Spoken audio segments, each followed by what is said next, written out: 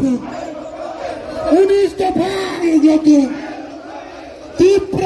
আয়োগকে বুবাকিরা আয়োগকে 19 দফা আয়োগকে তীব্র আয়োগকে লক্ষ লক্ষ বাংলাদেশের দোকানে থেকে পুষব্যাগ মাখায় না লক্ষ লক্ষ রোহিঙ্গার দোকানে থেকে পুষব্যাগ মাখায় না লক্ষ লক্ষ বাংলাদেশের দোকানে থেকে পুষব্যাগ মাখায় না লক্ষ লক্ষ রোহিঙ্গার দোকানে থেকে পুষব্যাগ মাখায় না আমলে এটা ট্রেজারি ছিল সেটা বামফ্রন্ট আমলে সেই জমিটাকে দখল করে সেখানে টাউন হল করা হয়েছে আমরা বিরোধিতা করিনি টাউন হল থাকুক আমরা বিরোধিতা করিনি কিন্তু গতকাল মাননীয় মুখ্যমন্ত্রী মহোদয় এই টাউন হলকে ডক্টর শ্যামাপ্রসাদ মুখার্জির নামে নামকরণ করার জন্য উনি ঘোষণা দিয়েছেন আমি এর তীব্র প্রতিবাদ জানাই কেন আমি প্রতিবাদ জানাই ডক্টর শ্যামাপ্রসাদ মুখার্জির নামে আপনার শহরে আরেকটা বড় টাউন হল করুন আরেকটা বড় টাউন হল করুন আর এই টাউন হলকে টাউন হলে রেখে দিন ত্রিপুরায় বিভিন্ন রাজনৈতিক দল আমাদের ইতিহাস মুছার জন্য এখানে কম্পিটিশন চালাচ্ছে সেই কংগ্রেসের আমলে এই যে বর্তমানে যে আইজিএম এটা বিএম যে হসপিটাল ভিক্টোরিয়া মেমোরিয়াল হসপিটালকে সেটা আইজিএম করা হয়েছে এই যে সুকান্ত একাডেমি কি ছিল এটা দরবার হল ছিল দরবার এটাকে এখন সুকান্ত একাডেমি করা হয়েছিল এখানে আগে দরবার হল ছিল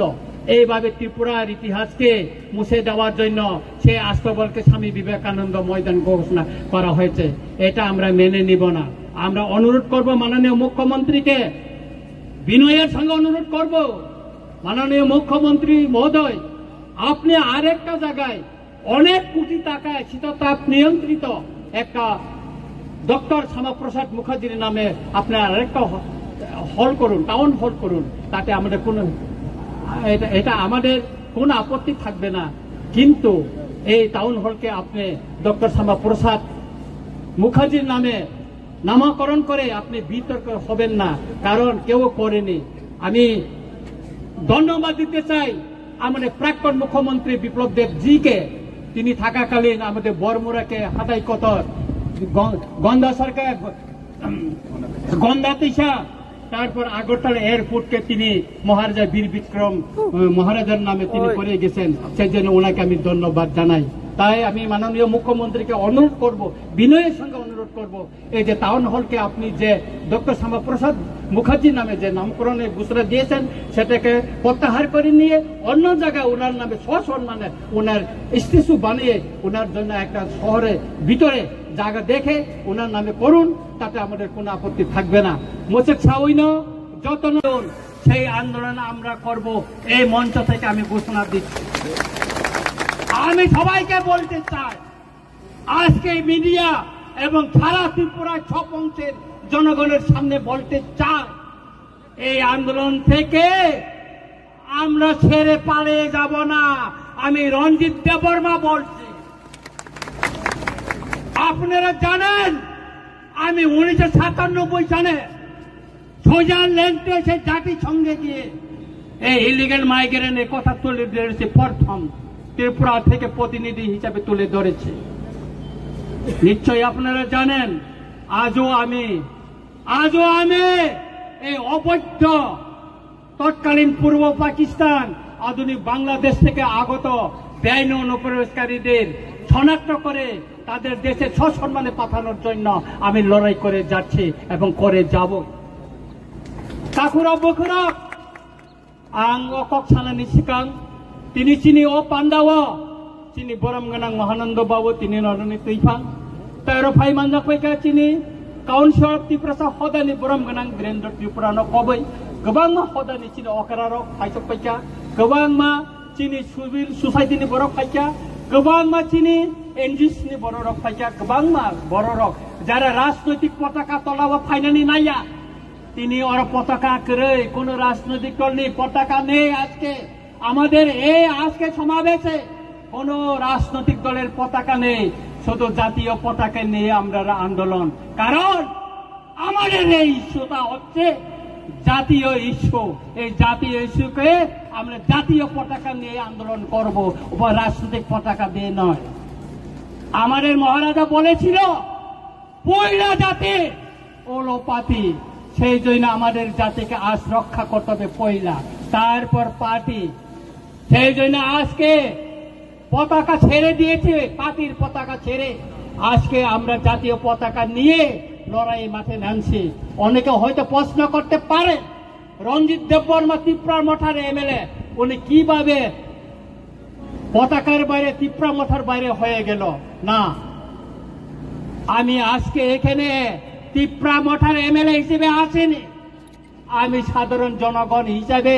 জনপ্রতিনিধি হিসাবে আমি এখানে এসেছি। এই লড়াই সর্ব অংশের জনগণকে নিয়ে লড়াই। এখানে বাঙালি, পাহাড়ি, মুসলিম, খ্রিস্টান, বুদ্ধিস্ট, হিন্দু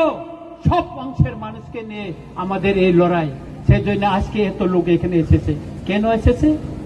আমাদের একটাই দাবি, একটাই, সেটা হচ্ছে যারা তৎকালীন পূর্ব পাকিস্তান, অধুনা বাংলাদেশ থেকে যারা ত্রিপুরায় এসে বসবাস করছে, আমাদের অধিকার কেড়ে নিচ্ছে, আমাদের জমি কেড়ে নিচ্ছে, আমাদের ভবিষ্যৎ বংশধরদের রক্ষা করার জন্যই আজকে তাদেরকে আমরা শনাক্ত করে তাদের দেশে ফেরত পাঠানোর জন্য দাবি জানিয়েছে। আমাদের দাবিকে ছাড়া দিয়ে আজকে ভারত সরকার তার মিনিস্ট্রি অফ হোম অ্যাফেয়ার্স থেকে নোটিফিকেশন জারি করে আজকে তাদেরকে শনাক্ত করার জন্য বলা হয়েছে। এই নোটিফিকেশন শুধু 2019 মে 25 না, 1971 সনে 29 নভেম্বর তখনও নোটিফিকেশন জারি করা হয়েছিল, কার্যকরী করেনি। তখন রাজনৈতিক দল আওয়াজ তুলেনি, কোন সিভিল সোসাইটি আওয়াজ তুলেনি কার্য করার জন্য। 2017 বামফ্রন্ট শাসনে এই নোটিফিকেশন জারি করা হয়েছিল, কিন্তু তখন এটা লুকিয়ে রাখা হয়েছিল, কাউকে জানতে দেয়নি। তারপর 2021-এ এখানে বিজেপি এলএন সরকার আসার পরও 2021-এও নোটিফিকেশন জারি করা হয়েছে মিনিস্টার অফ হোম অ্যাফেয়ার্স থেকে, কিন্তু এটাকে লুকিয়ে রাখা হয়েছে। কিন্তু 2025 19 মে যে নোটিফিকেশনটা জারি করা হয়েছে তার কপি রঞ্জিত দেববর্মার কাছে এসে পৌঁছেছে। কেন? রঞ্জিত দেববর্মা চিঠি লিখেছে মিনিস্টার অফ হোম অ্যাফেয়ার্সকে, সেই জন্য এসেছে, সেই জন্য জনগণ জানতে পেরেছে এবং জনগণকে নিয়ে আমরা মাঠে নেমে পড়েছে। এই আন্দোলন যতদিন পর্যন্ত একজনও যদি ত্রিপুরা রাজ্যে, ভারতবর্ষে যদি অবৈধ অনুপ্রবেশকারী থাকে ততদিন চলবে। কারণ এই বেআইনি অনুপ্রবেশকারী আমাদের দেশের নিরাপত্তা, সার্বভৌমত্বের জন্য বড় একটা হুমকি। আপনারা জানতে পারছেন সে কাশ্মীরে পেহেলগামে অ্যাটাক হওয়ার পর কি অবস্থা ভারতবর্ষে, তারপরে ভারতের স্বরাষ্ট্র মন্ত্রণালয় এই পদক্ষেপ নিয়েছে। আপনারা জানেন সেই আমেরিকা থেকে অবৈধ অভিবাসীদের প্লেনে করে হাত পা বেঁধে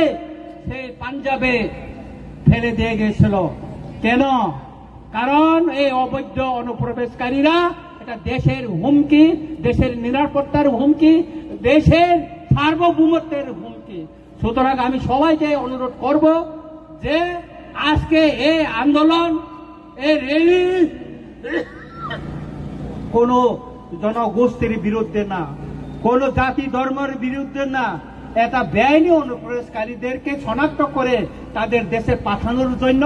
এবং কেন্দ্র সরকারের যে নির্দেশনা তাকে কার্যকরী করার জন্য এই আন্দোলন আগামী দিনে চলবে। আমি আমার বক্তব্যকে আর বিষয়ে আপনারা শৃঙ্খলাভাবে সবাই মিছিলে জাতীয়